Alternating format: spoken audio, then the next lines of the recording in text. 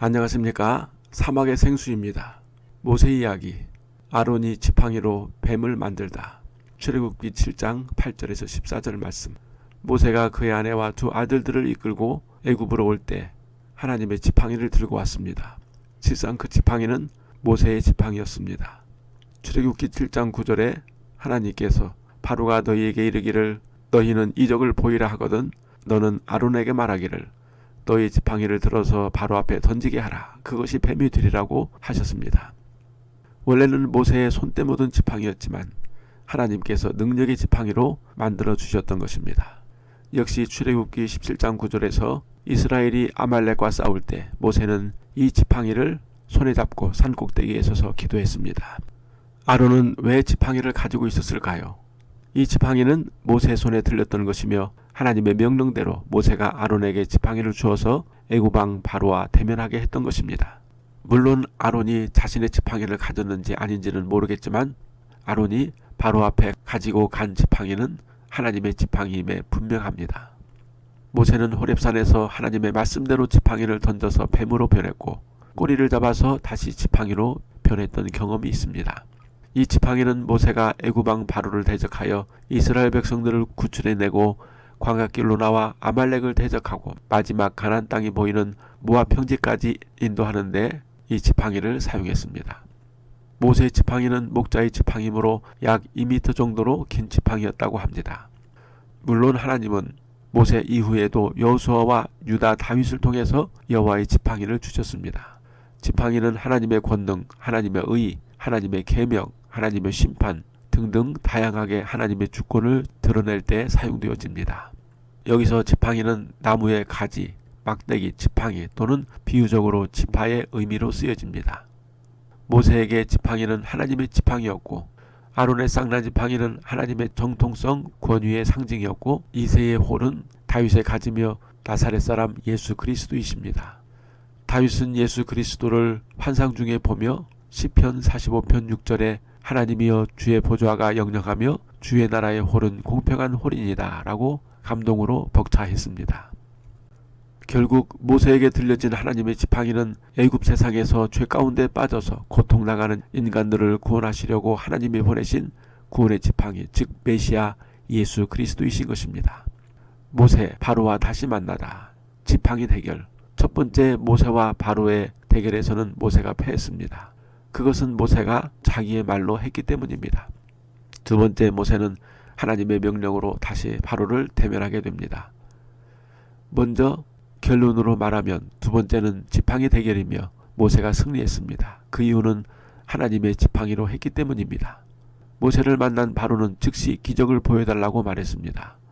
그 이유는 모세가 여호와의 명령으로 이스라엘 백성을 내놓으라고 말했기 때문입니다. 그렇다면 여호와라는 하나님이 어떤 신인지 그 증거를 내놓으라고 말한 것입니다. 신적 증거는 기적입니다.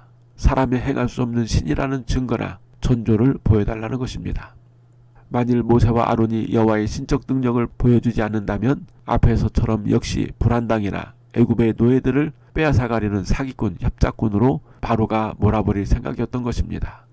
하나님은 이미 모세에게 아론에게 하나님의 지팡이를 주어 바로 앞에 던지면 뱀이 될 것이라고 약속하셨습니다. 모세는 그대로 순종하기만 하면 됩니다. 이교도들에게 기적은 그들의 섬기는 신이 가짜인지 진짜인지를 구별하는 아주 중요한 시금석입니다. 우상숭배자들이나 미신을 믿는 자들에게 보여줄 수 있는 가장 강력한 증거는 기적입니다. 그래서 애굽 왕 바로는 여호와 이름으로 온 모세에게 그가 진짜 신이라면 기적을 행해보라고 말하는 것입니다. 예수님 당시에도 바리새인, 사두개인, 서기관들은 예수님에게 표적을 구했으나 예수님은 음란한 세대가 표적을 구한다고 말씀하셨습니다. 하나님의 백성은 표적을 구하지 않고 거룩함을 추구합니다. 지금도 거짓 교회는 표적과 기적을 구하지만 참 교회는 그리스도의 거룩함과 하나님의 의를 구합니다. 바로는 여호와라는 신이 얼마나 특이하고 경이할 만한 기적을 행하는가 보고자 했던 것입니다. 아론은 모세가 건너준 하나님의 지팡이로 바로 앞에 던져서 뱀이 되게 했습니다. 호렙산에서 모세가 던진 지팡이도 뱀이 되었는데 그 뱀은 사막에 사는 독이 있는 코브라 같은 것이었을 것입니다. 모세는 지팡이가 뱀이 되자 놀래서 피했습니다. 유대인 역사가 필로는 그 뱀이 매우 큰 뱀, 용이었다고 합니다. 이 뱀은 에덴 동산에서 하와를 유혹하던 뱀과 같습니다. 이 뱀은 사탄을 상징하며 모세가 뱀을 집었다는 것은 사탄을 처리할 수 있는 능력을 하나님이 주셨다는 뜻입니다. 마치 예수님께서 믿는 자들에게 뱀을 집을 수 있는 능력을 주신 것과 같습니다. 그런데 아론이 바로와 그의 신하들 앞에서 던진 지팡이도 역시 뱀이 되었는데 그 뱀은 sea serpent, sea monster, 즉 바다뱀 또는 바다 괴물이라고 합니다.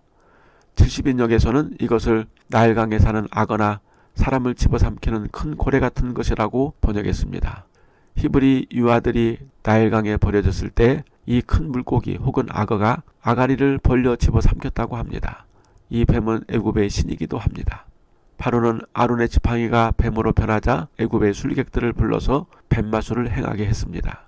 애굽의 마술사들은 지팡이를 뱀으로 변장시키는 마술을 행했습니다.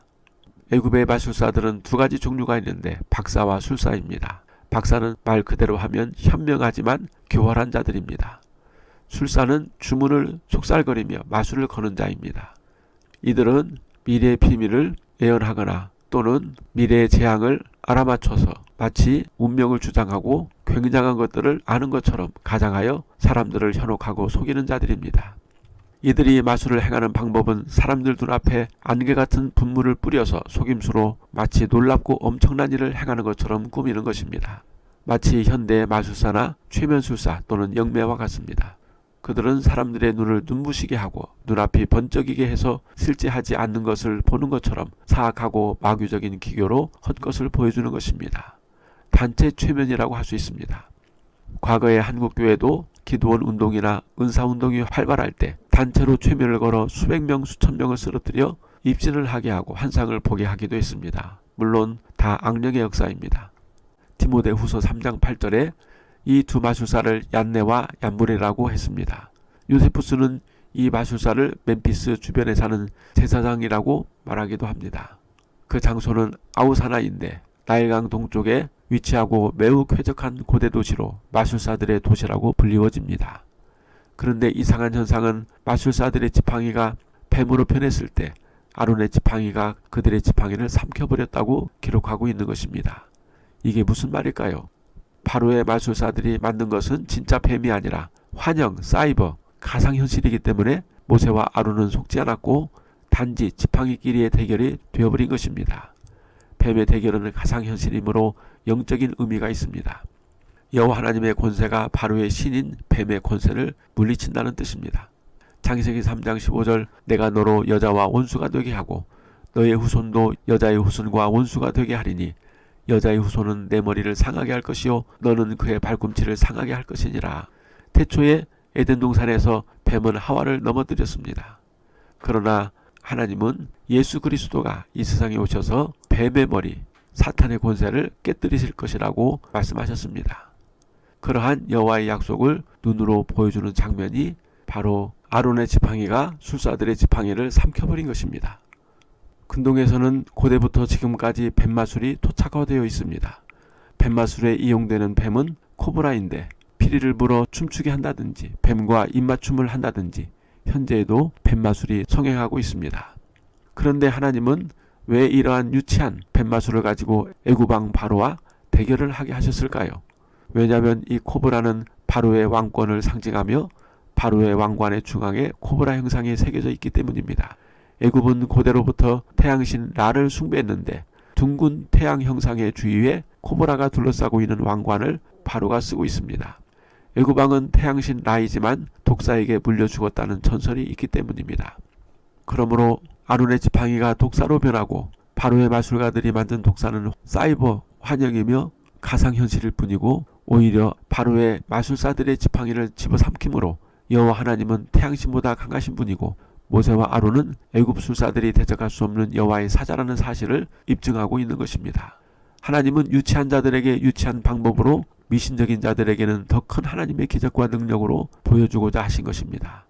데살로니가 후서 2장 10절 12절에 불의의 모든 속임으로 멸망하는 자들에게 임하리니 이는 저희가 진리의 사랑을 받지 아니하여 구원함을 얻지 못함이니라. 이러므로 하나님이 유혹을 저희 가운데 역사하게 하사 거짓 것을 믿게 하심은 진리를 믿지 않고 불의를 좋아하는 모든 자로 심판을 받게 하려 하심이라. 하나님의 거룩한 진리를 거부하는 자들에게는 마귀의 거짓 능력과 거짓 마술에 현혹되도록 하셔서 결국 불의로 말미암아 심판을 받게 하려는 하나님의 섭리인 것입니다.